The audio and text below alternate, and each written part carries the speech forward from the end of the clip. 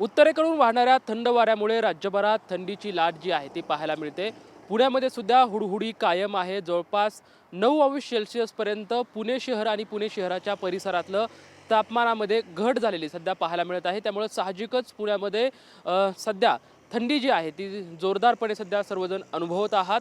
पुढील 2 दिवसांमध्ये थंडी ओसरणार आहे असं हवामान खात्याकडून इशारा देण्यात आलेला आहे। मात्र सध्या पुणे परिसर मध्ये जी आहे ती 9 अंश पर्यंत तापमान जे आहे ती नोंद झालेली आहे।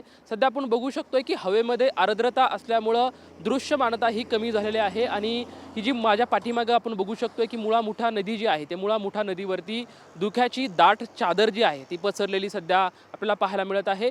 एकंदरीतच सध्या गेल्या काही दिवसापासून थंडीचा जोर जो आहे तो पुणे असेल किंवा राज्यभरामध्ये पाहायला मिळत आहे। मात्र आता पुढील 2 दिवसांमध्ये थंडी जी आहे ती ओसरणार आहे असं हवामान खात्याकडून अंदाज जो आहे तो वर्तवण्यात येत आहे। मात्र सध्या कालपासून पुण्यामध्ये तापमान जे आहे ते 9 अंश पर्यंत नोंदवण्यात आलेलं आहे। त्यामुळे आता पुढील 2 दिवसांमध्ये थंडी ओसरणार असल्यानं पुणेकरांना थंडीपासून थोडासा दिलासा मिळणार आहे। कॅमेरामॅन सुशांत राऊत सोबत लक्ष्मण जाधव, टीव्ही मराठी, पुणे।